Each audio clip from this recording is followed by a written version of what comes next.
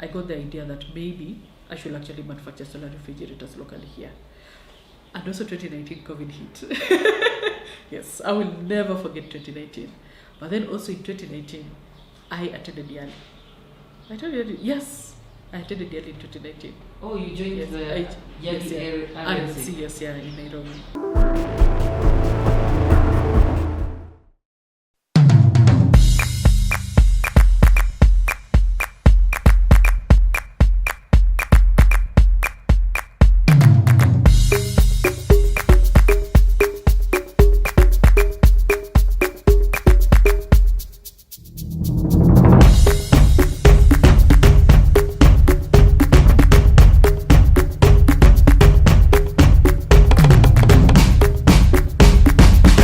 So the submission that I made for YALI was on Cool Green campaign that I'd done and installed, and I was trying to see how YALI can actually help me advance Cool Green campaign.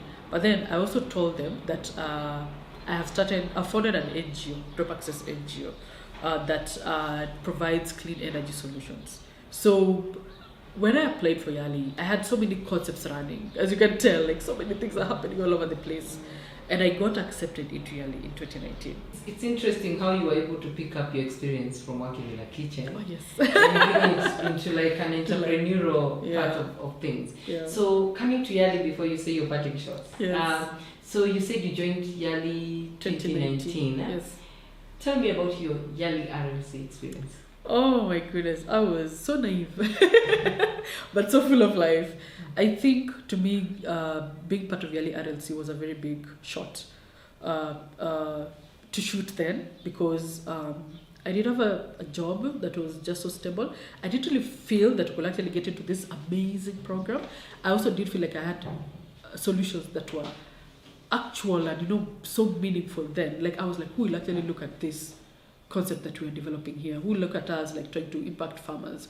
So when I applied YALI for the first time and I got it, I think it was just a game changer. I was so excited, but then also so scared, because I was feeling they saw me, they chose me, so I can't really let them down. So during my 30 plus days at the RLC, I really just put in my best. I tried to network as much as possible, learn what other alumni and cohort mates were doing, to see ways of how we can collaborate. I really took up design thinking to my core, and I thought this is what is going to change, and it truly has changed my life. And I remember just being so amazed by how the program could just take various people from all over East Africa, bring them all together.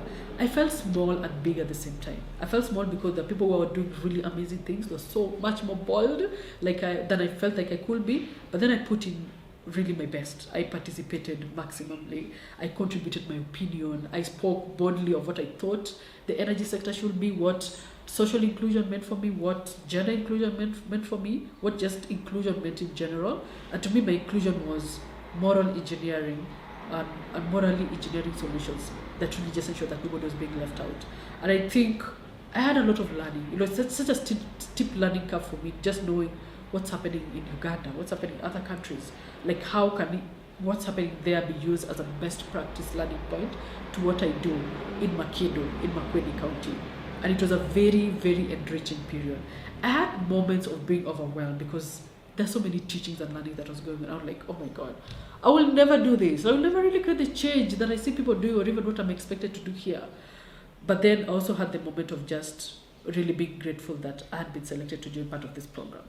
And when I left YALI, I think, oh my Lord, I had changed so much in my mindset, in my thoughts. I wanted to do so much for my community. And I went back to a community that had not changed at all. They had not gone through YALI. It was so frustrating. Trying to teach them design thinking is something that we need to embrace, or even trying to teach them we need to be inclusive. We need to look at things differently from my learners at YALI. But this community did not understand why is this girl behaving like this.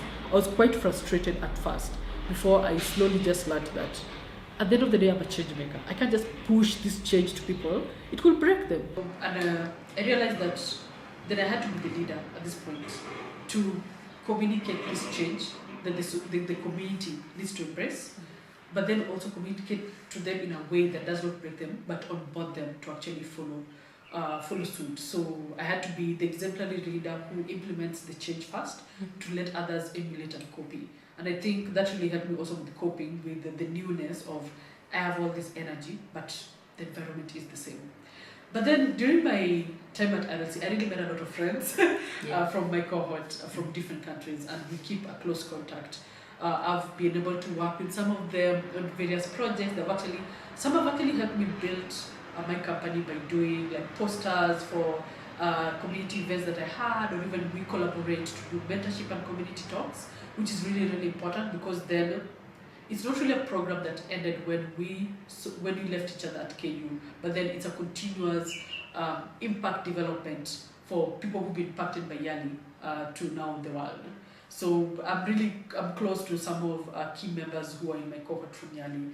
We keep close contact with each other. We are like sounding boards for each other of new ideas, of new concepts that we're introducing, and even just helping each other fundraise for our various work, which to me is very, very important, because then the cohort really just gave me friendship that just go beyond the ordinary friendship, but then impactful friends that help me build the impact that I envision.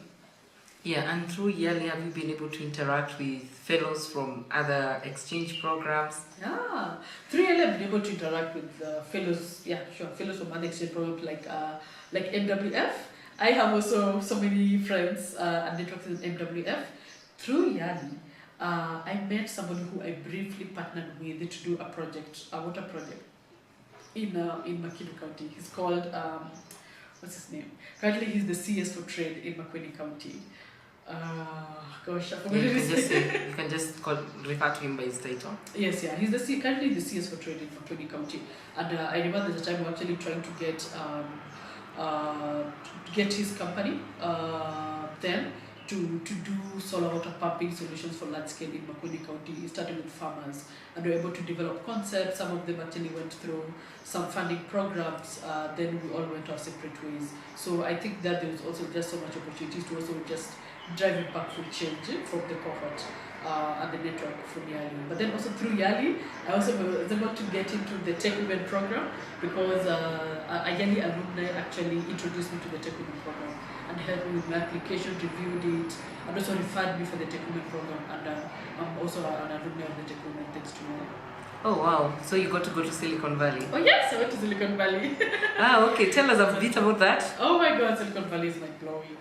All the tech that you envisioned, like 90% of it, I think possibly are born in Silicon Valley. So it's a fast-paced environment. People are so brilliant. People are so... The mindset there is just all about innovation. How do we translate this innovation into meaningful businesses, but then also impactful businesses? So to me, Silicon Valley was just a very enriching program.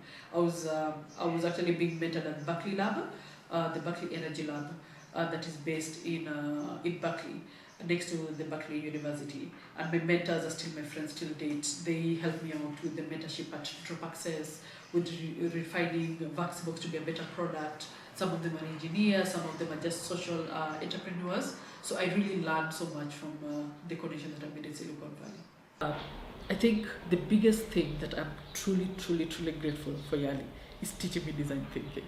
You see, all these things I was doing, what was lacking at the core of it was design thinking. Just learning how to empathize sufficiently, but then also letting the communities drive the solutions that they truly need, and I am, in my privilege perspective, are able to deliver the solutions to them. So I learned design thinking, and I went back to the drawing board. How do we design think through solar pumping solutions and through solar refrigeration? So the first fridge concept that I drew in my notebook, and for some reason I can't find that notebook, was actually through design thinking. And I remember talking to farmers again. How do you envision solar cooling? How do you envision a solar refrigerators?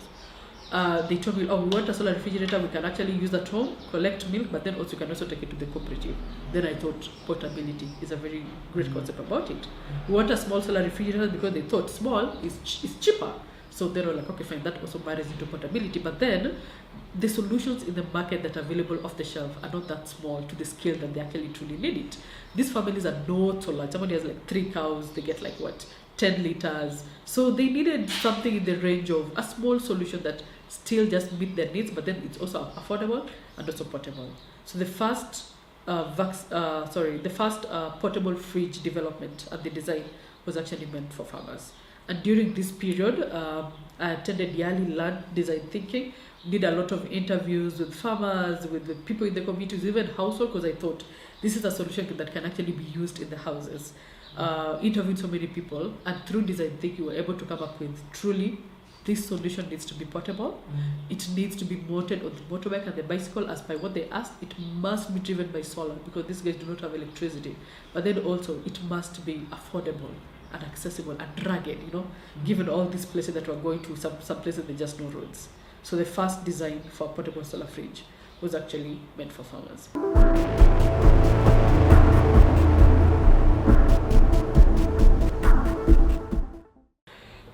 So the country went into lockdown early 2020. Yes, early 2020. And I remember in Feb 2020, I was supposed to travel to the UK. My first international travel.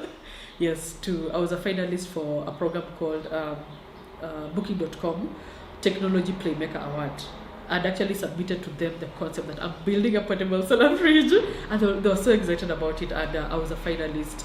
So we were supposed to travel to the UK to pitch and then to win an award. Then, oh my God, after booking my flight ticket 3 days later, the country was put on a lockdown. Actually, UK was the first to say, we are not receiving flights, nobody can come into the country. Then Kenya was like, yeah, we have to also follow suit.